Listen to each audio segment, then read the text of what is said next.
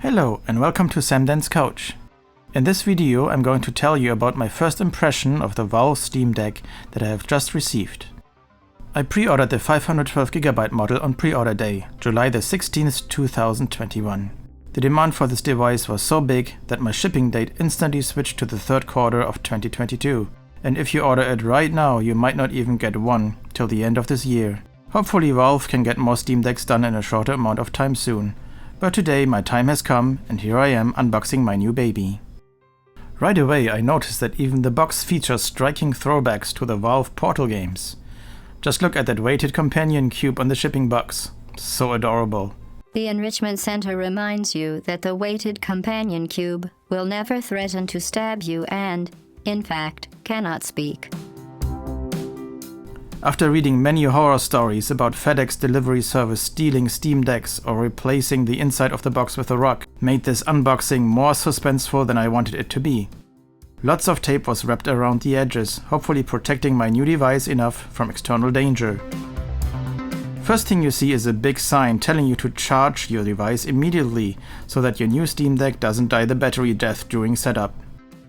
And here it is, telling me in shiny letters that my games are going to go places now. And the box for the power brick again features a Portal throwback.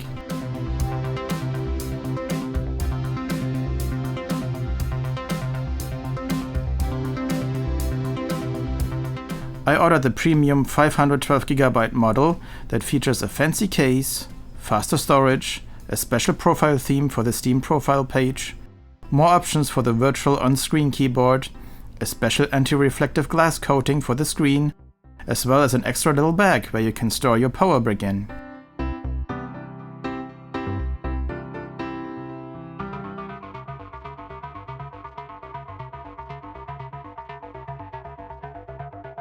It also comes with a cleaning cloth and a handy fabric band to lift your Steam Deck out of its case.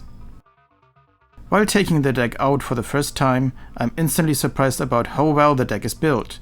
It has a very Apple product feel to it. Everything feels sturdy, the plastic case doesn't move or make noises when you put pressure with your hands on it, and the thumbsticks feel very hefty and nice as well. The buttons themselves are nice too and have a pleasant pressure point. It is time for the first boot. USB-C charger plugs into the device on top, where also the power button is located. And off we go.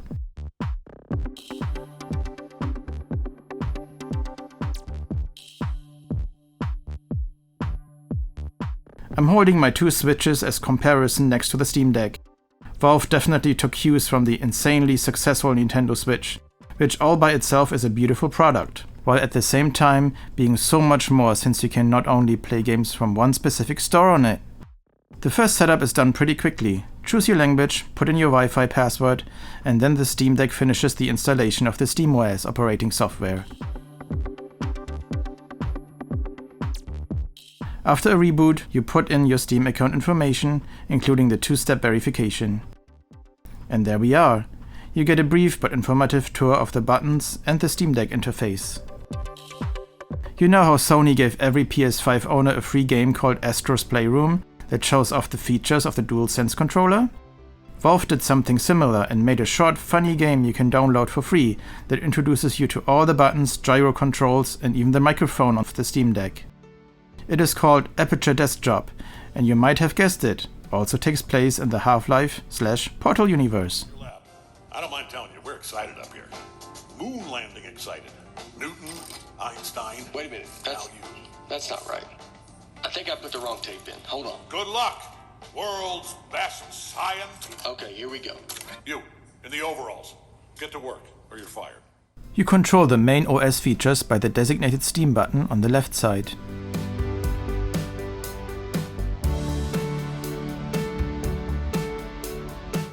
On the right side is a button with 3 dots. Here is where all the tech and tuning stuff is hidden. It is a layover that you can use during gameplay. You can turn on FPS counter that goes as deep as you like it to be, showing you how fast the fan spins, the operating temperature, and how much of the CPU and GPU is utilized with the settings you have the game running. I find this to be the perfect balance between easy of use, but also deep enough for PC users to tinker with the experience and get the last few FPS out of a game while maintaining beautiful graphics. Here I am messing with my profile settings and the very flashy Steam Deck profile theme that was part of the bundle. And yes, I'm rocking the 18 years of service badge. Been on Steam since day one. For my first Steam Deck test, I turned on the game Phasmophobia. Downloading took me around 10 minutes over a 5 GHz Wi-Fi connection. Starting the game, the deck shows you how the buttons are mapped on the controller, which is very nice. And as soon as the game started, I could feel how smooth the game runs. No setup required. Even the microphone worked instantly, including the voice recognition the game features. Turning off the lights because that's how you are supposed to play this game, in the creepy dark.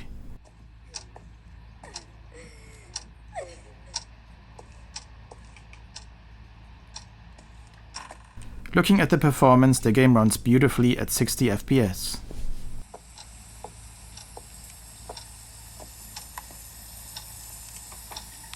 Next game to test is Control.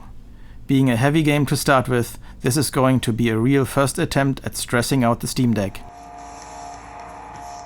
But to my pleasant surprise, it looks absolutely beautiful on the internal display and runs with the right settings at 30 FPS without any bad compromises. To avoid uneven FPS, it's best to set the performance tab to limit frame rate to 30 FPS, so it doesn't try to go over this number and make the game feel sluggish. I got the game running at the full resolution of the Steam Deck display, 1280 by 800.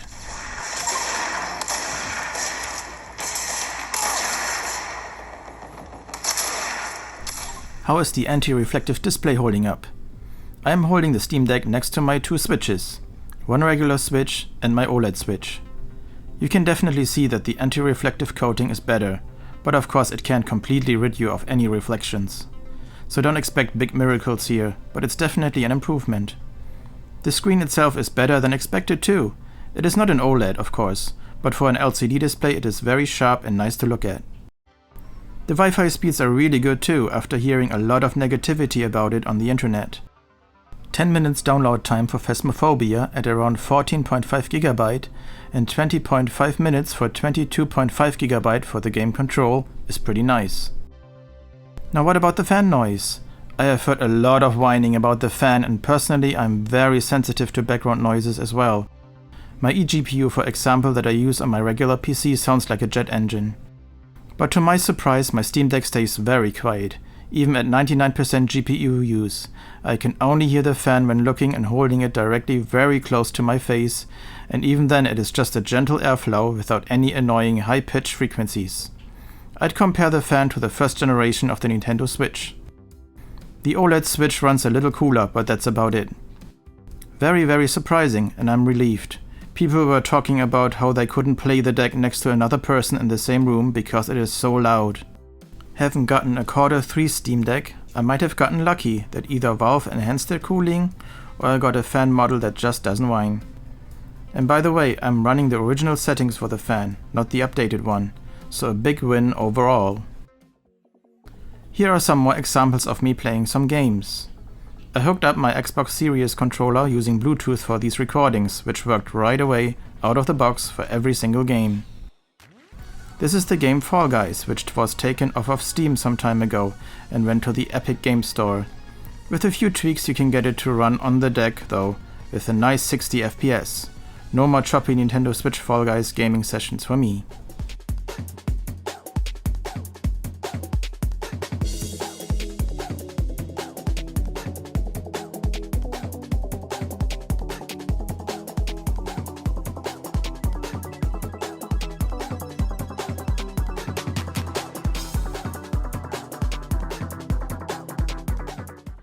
Next up is the game Tomb Raider. I was blown away how rich the graphics can look on the Steam Deck. Reminds me of the days when I first played Uncharted on the PlayStation Vita, which looked so amazing back then. 60 FPS most of the time, and cutscenes a little less. But I haven't tinkered too much with the settings yet. We are shipwrecked on an island inside the Dragon's Triangle. Is someone there?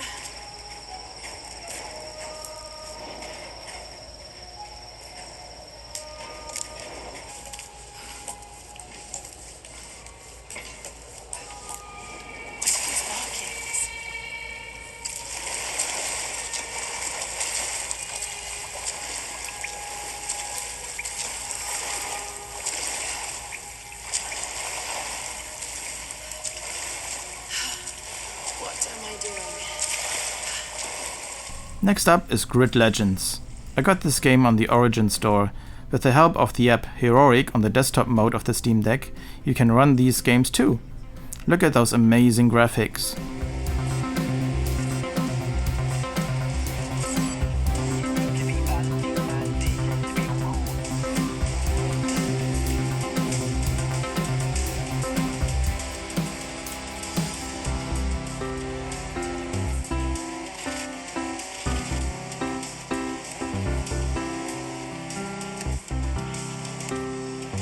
Here we have BioShock Remastered, straight from the Steam store and runs buttery smooth at 60 FPS without drops.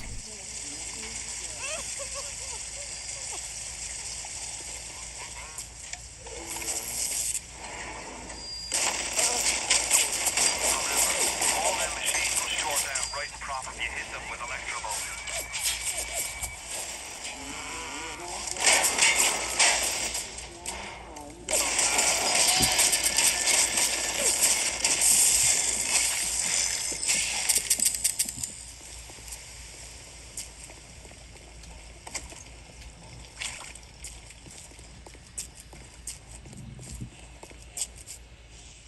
And for good measure, some Portal 2. It still is a super fun game to play, 60 FPS of course, and motion controls if you want to use those. For mobile gaming on the go without power anywhere near you, you should probably go for a 30 FPS target to conserve battery life. 60 FPS does use more battery power. When you are home though, you can aim at even 60 FPS in some games. I was able to run titles outside of the Steam store pretty easily too. Don't be afraid to switch to the desktop mode once in a while. It is close enough to Windows if you are dealing with Linux for the first time. Experiencing migraines, nausea. The touchscreen reacts surprisingly well and clicks with the mouse pointer. Though if you want to spend more time in desktop mode, you might want to hook up a mouse and keyboard, which is easily done either using USB hub or Bluetooth.